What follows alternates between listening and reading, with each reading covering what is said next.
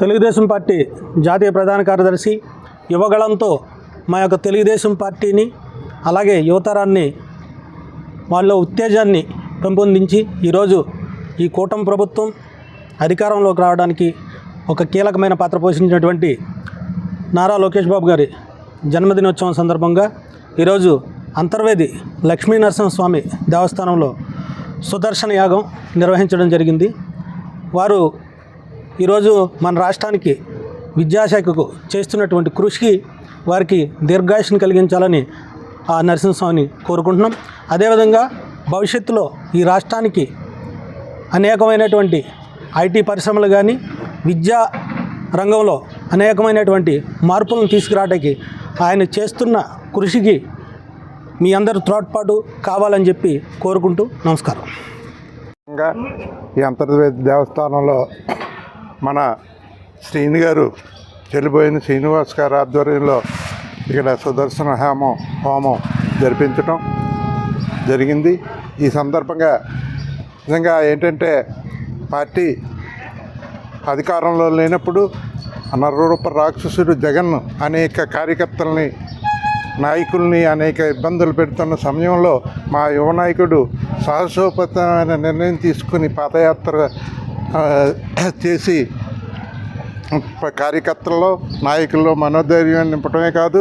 మళ్ళీ ఈ కూటమి అధికారంలోకి రావడానికి ఆయన చేసిన కృషి చాలా అమోఘం అని చెప్పి తెలియజేసుకుంటూ భవిష్యత్తులో మా పార్టీ నాయకులు కార్యకర్తలకి భవిష్యత్ నాయకుడు మా లోకేష్ గారు ఇలాగా ఆయన ఆయురారోగ్యాలతో అదేవిధంగా ఎన్నో పదవులు అలంకరించి ఈ రాష్ట్రానికి ఆయన చేస్తున్న సేవ మరింత విధంగా చేసే విధంగా భగవంతుడు ఆయనకి ఆశీస్సులు ఇవ్వాలని చెప్పి ఈ సందర్భంగా తెలియజేసుకుంటూ చాలు. వైఎస్ఆర్ ప్రభుత్వ పాలనలో సర్వనాశనం అయినటువంటి రాష్ట్రాన్ని తిరిగి ఉన్నత స్థితిలో తీసుకెళ్ళడం కోసం చంద్రబాబు నాయుడు గారు అలాగే లోకేష్ గారు ఎన్డీఏ కూటమి ప్రభుత్వం తీసుకున్నటువంటి నిర్ణయాలు కానీ 6 పథకాలు కానీ ప్రజల్లోకి తీసుకెళ్ళడంలో ఆయన పాదయాత్రలు చేయడం కానీ ఎంతో కష్టపడి